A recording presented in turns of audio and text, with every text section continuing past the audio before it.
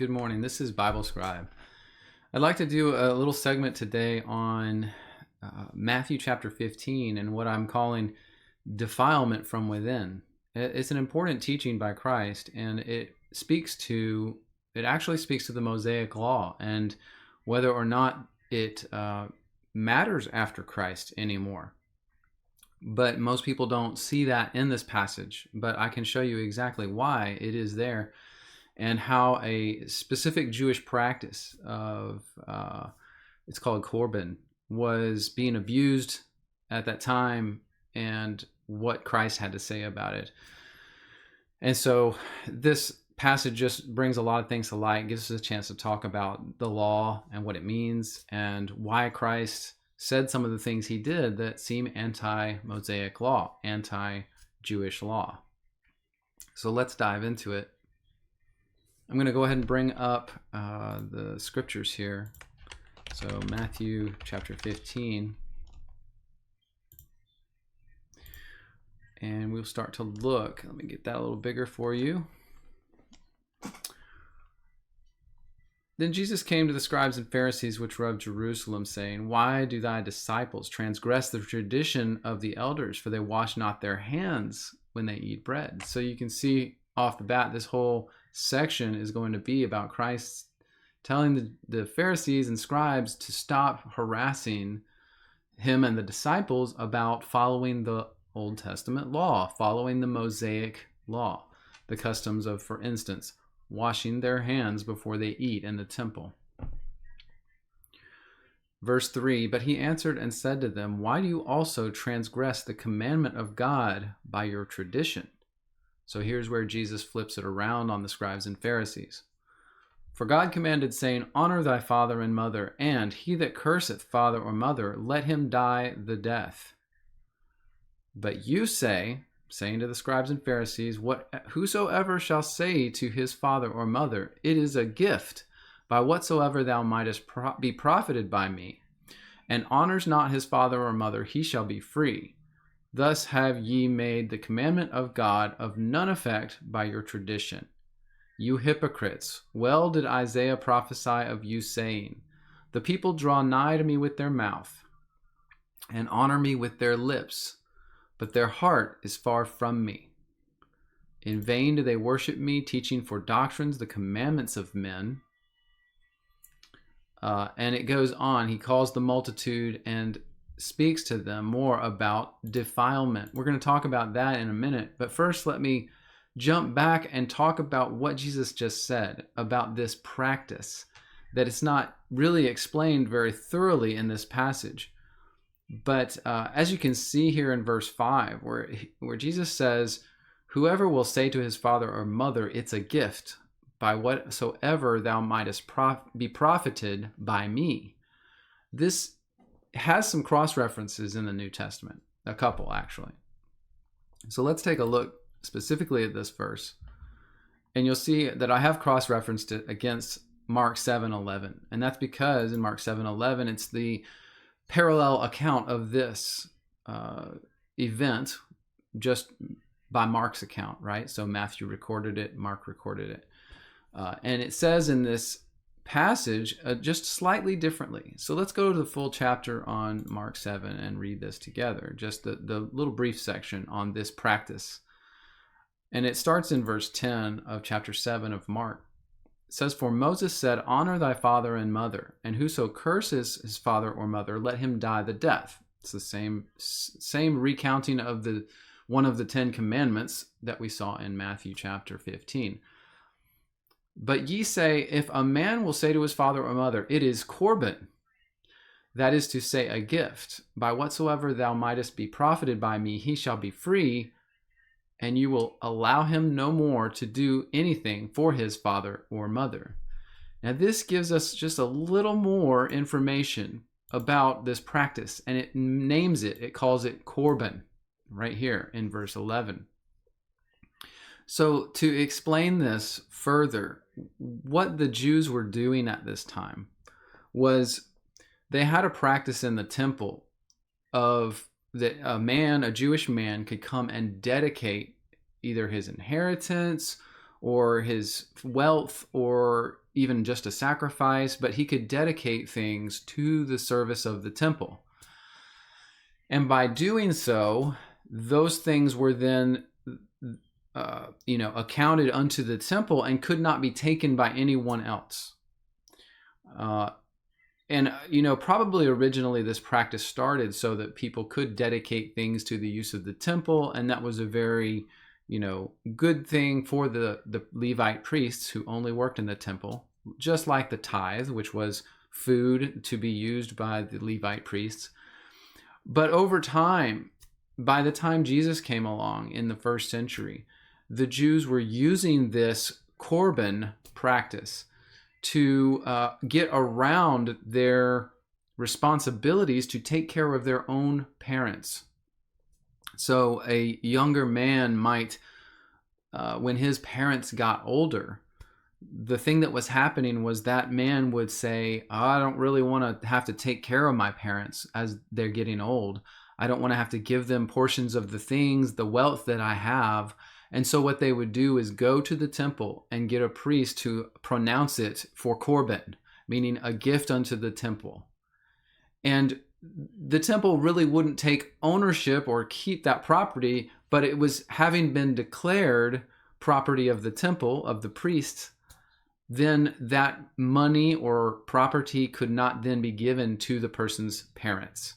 So it was like a way of using and abusing the Jewish law to get around the responsibilities of a son to take care of his parents in their old age and provide for them. And so you can imagine how, obviously is a total corruption it totally violates the commandment that Christ is talking about. He's saying to these scribes and Pharisees, out of one side of your mouth, you're chastising us for not washing our hands before we eat, but out of the other side of your mouth, you are going and using Corban to relieve people in the Jewish community of their service and responsibility towards their aging parents, which was wrong, obviously. And so Christ makes this point very clearly and plainly in this passage. So you can see how, now that we're back in Matthew chapter 15, you can see how that Christ was essentially trying to correct the scribes and Pharisees' understanding of why or why not you may need to obey the Mosaic law. He actually sidesteps their original question about why did the disciples, in verse 2, why did they transgress the tradition and not wash their hands? Well, he goes on after the part that we've already read where he denounces their corrupt practices of the law. Then he goes into another section where he calls the multitude after he denounces these scribes and Pharisees. Here in verse 10, he calls the multitude and starts to explain to the multitude what defilement really is and where it really comes from, because the scribes and Pharisees are saying that they are being defiled by not obeying the Mosaic law, by not washing their hands. Jesus brings up the practice of Corban. The entire discussion is about the Jewish law. And so he calls the multitude to him, Jesus does, and he says, now that which goes into the mouth defiles not that which goes into the mouth, mind you. He says, not that which goes into the mouth defiles a man. You aren't defiled by what you eat according to the law. Okay? He's still talking about the law, the Jewish law. But he says, that which comes out of the mouth, that's what defiles a man.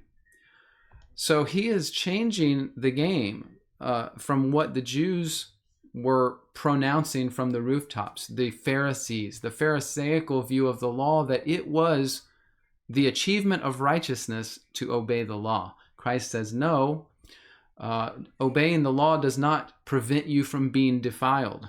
That's the statement being made here.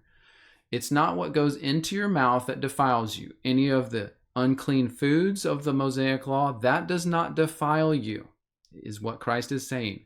But what comes out of you defiles you.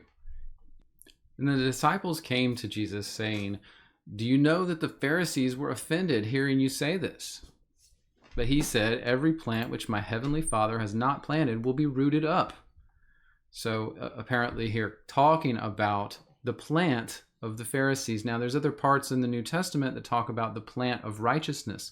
The plant of righteousness is, of course, the good Jews, the good Israelites that walked in his ways, that trusted him. And so there's this idea of plant representing a nation of people, or a descendancy of people.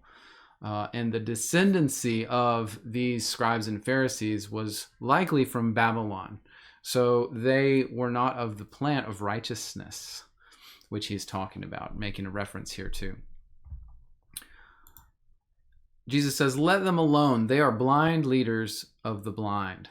And if the blind lead the blind, both will fall in the ditch. Then Peter asked and said to Jesus, please declare unto us this parable. You got to realize the disciples were a little dense at some points in the New Testament. They didn't understand what exactly he was talking about. So they asked Jesus, please explain more. Jesus said, are you also yet without understanding? Jesus is, why can't you understand these things? Do you not understand that whatsoever enters at the mouth goes into the belly and is cast into the draught? Meaning that whatever you eat, clean, unclean, food, according to the law, he's essentially saying it matters not what goes into your mouth. People that really hold on to the law and the practice of the law, Jews and Messianic Christians, or Jewish type Christians, Jewish believing Christians, Christians that are Hebrew roots, or whatever you want to call it, they hold on to the law when Jesus is teaching to move away from the law, which is a little strange, but I understand where that comes from. But here Jesus is saying, whatever goes in your mouth according to the old law, whether it's clean, dirty, disgusting, whatever it is, it goes through your belly and out and is passed as in discarded. It does not defile you, is his answer. But the things which proceed out of the mouth, they come from where? The heart, and they defile a man. If you are unrighteous, it defiles you. If you do bad things, it defiles you not, disobeying the law. He's directly saying that in so many words here. We don't have to guess at what Jesus' intentions are here. He says in verse 19, for out of the heart proceeds evil thoughts, murders, adulteries, fornications, thefts, false witness, and blasphemies. These are the things which defile a man. But to eat with unwashed hands defiles not a man. So he's saying that your practices, your law, that's not the thing that's making you holy. It never was in the first place. And there's, of course, other passages in the New Testament that talk all about this. Hebrews is the prime example, the book of Hebrews. So Jesus goes on and he departs from here, goes to Tyre and Sidon, and this whole other section of chapter 15 of Matthew talks about something different. But you can see how Jesus has essentially discarded the idea of the cleanliness of the Mosaic law, the dirty and clean foods, the washing of hands, all the tradition of these scribes and Pharisees, they were abusing the law. He says it doesn't defile you anymore. And why was that? Well, Jesus said earlier in this book, even in Matthew, he said, I have come to fulfill the law and the prophets. He fulfilled the law because mankind couldn't do it. And Israel really couldn't do it. That was the point.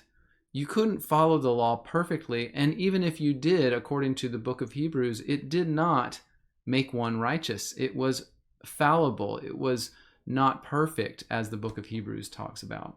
So the law just couldn't do the things that these Hebrews at this time, these Jewish leaders, thought that it did.